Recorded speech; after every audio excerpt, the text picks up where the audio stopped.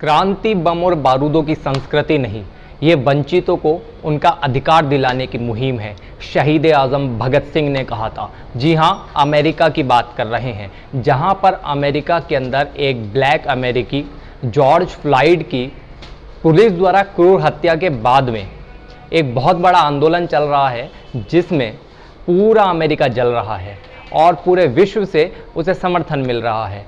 आखिर क्या है ये रंग भेद, ये नस्ल भेद, इसको भारत के परिप्रेक्ष्य में भी समझने की कोशिश करते हैं। ये कोई एक दिन की घटना नहीं है जब जॉर्ज फ्लॉयड की किसी एक ब्लैक अमेरिकी की मृत्यु हो गई और लोग सड़कों पर आ गए, बहुत बड़े आंदोलन ने एक बड़ा रूप ले लिया। जी नहीं, ये सदियों से चलती आ रही उस नस्ल भेद का नतीजा है जो अमेरिका के अंदर होता है। ठीक उसी प्रकार से जिस प्रकार से भारत के अंदर दलित, पिछड़े, शोषित, आदिवासी, इन लोगों का अत्याचार होता है इनकी कास्ट के कारण, इनकी जाति के कारण, उसी प्रकार से अमेरिका के अंदर नस्ल भेद होता है रंग के आधार पर। तो क्या ये एकमात्र मामला है जहां पर एक जॉर्ज फ्लॉयड की मृत्यु के बाद में इतने बड़े आंदोलन ने रूप ले लिया? जी नहीं, ये सदियों से चलती एक सतत प्रक्रिया है जिसका शायद इतिहास के अंदर अनुमान लगाना मुश्किल है कि ये भेदभाव चल कहाँ से रहा है। पर भारत की बात करते हैं तो भारत के अंदर भी सदियों सदियों से ये दंश भारत का हर पिछड़ा समाज झेल रहा है, हर दलित समुदाय झेल रहा है, हर आदिवासी झेल रहा है। भारत के अंदर इन जॉर्ज फ्लॉयड्स लोगों को, जॉर्ज फ्लॉयड जैसे लोगों को हम लोग रोहित वेमुला, पलक ताड़वी, डेल्टा मेघवाल और ऊना दलित अत्याचार जैसे नामों से जानते हैं। जी हाँ, ये सब ठीक उसी प्रकार के आंदोलन हैं, ये ठीक उसी प्रकार के भेदभाव के नतीजे हैं। जब ऐसे आंदोलनों ने भारत में रूप लिया तो भारत के अंदर ये स्थितियां और भी गंभीर हो जाती है। जब भारत के अंदर एक इसी प्रकार का आंदोलन हुआ था जिस प्रकार का आज अमेरिका के अंदर चल रहा है 2 अप्रैल 2018 को, जब पूरे भारत के अंदर समूचे भारत का भारत बंद का आह्वान किया गया था भारत के दबे, पिछड़े, शोषित और बहुजन लोगों द्वारा, और उसको समर्थन भी सभी जातियों का, सभी वर्गों का प्राप्त हुआ था।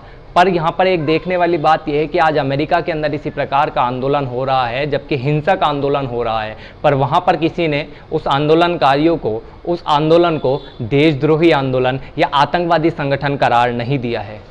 जी हाँ, भारत के अंदर ये शब्द प्रचलित हो चुका है, यदि कोई अपने अधिकार की बात करता है तो उसे देशद्रोही या आतंकवादी घोषित कर दिया जाता है, पर अमेरिका के अंदर ऐसा नहीं हो रहा है।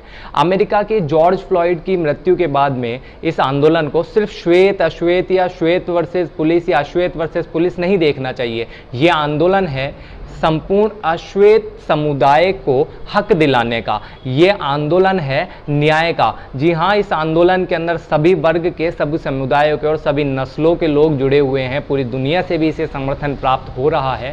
पर यदि आप सोचते हैं कि आपको अमेरिका के अंदर जो हो रहा है वो गलत लग रहा है तो आप ये वीडियो पूरा देखें, और अगर आपको ये लगता है कि अमेरिका के अंदर जो हो रहा है वो बिल्कुल सही है, नस्ल भेद के साथ में ऐसा ही होना चाहिए, तो शायद आपको ये वीडियो ज़्यादा पूरा देखने की ज़रूरत है। जी हाँ, नस्ल भेद का, रंग भेद का, जातिवाद का कोई भी छोर नहीं है, ये गलत है, इसे किसी भी तर्क के द्वारा सही नहीं ठहराया जा सकता है। यहाँ पर बात चलती है, एक और बात आती है आरक्षण की। जब कहा जाता है कि भारत के अंदर आरक्षण क्यों है, जबकि यहाँ पर दलित वर्ग के लोग, पिछड़े वर्ग के लोग, आरक्षित वर्ग के लोग, SC ST कम्युनिटी के लोग बहुत आगे पहुँच गए हैं, वो लोग मंत्री बन रहे हैं, IAS बन रहे हैं, IPS बन रहे हैं, उच्च शिक्षा ग्रहण कर रहे हैं, तो फिर आरक्षण की ज़रूरत क्यों है? इसका जवाब आपको अमेरिका के इसी आंदोलन से मिलेगा, जहां पर एक ब्लैक अमेरिकी बराक ओबामा अमेरिका के सबसे शक्तिशाली देश अमेरिका के राष्ट्रपति बने। पर क्या वहां पर आरक्षण खत्म हुआ?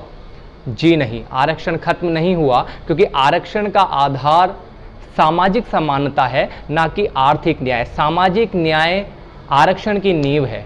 तो इस बात को समझने की ज़रूरत है कि क्यों हम ऐसे आंदोलनों को दबाने की, कुचलने की कोशिश करते हैं ऊल जलूर कुतर्कों के द्वारा, जबकि ये सिर्फ भारत के अंदर देखने को मिलता है जब किसी आवाज़ को दबा दिया जाता है कुतर्कों के माध्यम से।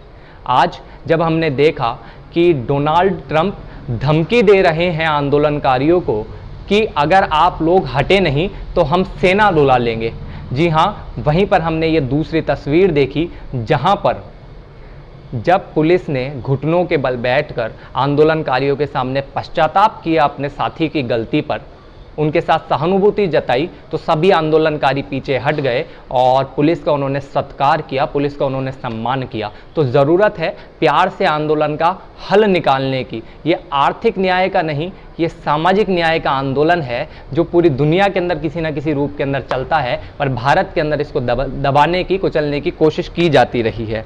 हिंसा जहाँ पर हो रही है, तो हिंसा के लिए भी कहना चाहूँगा कि हिंसा, किसी भी प्रकार की हिंसा का हम लोग समर्थन नहीं करते हैं। हिंसा जायज़ नहीं होती है, क्योंकि हिंसा से आंदोलन हमेशा कमज़ोर होता है। पर एक बात ज़रूर कहना चाहेंगे, वो भी शहीद आज़म भगत सिंह ने ही कही थी कि यदि बहरों को सुनाना है तो धमाका करना ही पड़ेगा। इस बात का अर्थ आप इस बात से लगाइए कि यहाँ पर हिंसा जायज़ नहीं है, पर यदि संयमित रूप से रहकर भैरव को जगाना है तो कुछ मार्ग अपनाने भी पड़ते हैं। तो इन सभी चीज़ों को लेकर जब प्यार से हल निकल सकता है किसी भी आंदोलन का, तो उस आंदोलन का हल निकाला भी जाना चाहिए, जो कि एक आंदोलन सिर्फ अमेरिका पर छाप नहीं छोड़ रहा है, वो समूचे विश्व को एक करने की कोशिश कर रहा है। तमाम दबे कुचले, पिछड़े और सताए हुए, शोषित लोग एकजुट होकर इस आंदोलन का समर्थन कर रहे हैं और न्याय पसंद लोग एक हैं। तो आपसे भी यही अपील करते हैं कि सोचिए, समझिए, अपनी तर्क संगतता को बढ़ाइए और समझिए कि क्यों ऐसे आंदोलनों को भारत के अंदर हम लोग दबाने की नीयत रखते हैं, पर यदि वही आंदोलन अमेरिका के अंदर या दूसरे देशों के अंदर होता है तो हमें वो ठीक लगता है। बहुत बहुत धन्यवाद। मैं भीष्म अस्वाल फिर आऊँगा आप सभी के बीच में किसी ऐसी बात को लेकर जहाँ पर बात करना बहुत ज़रूरी हो जाता है।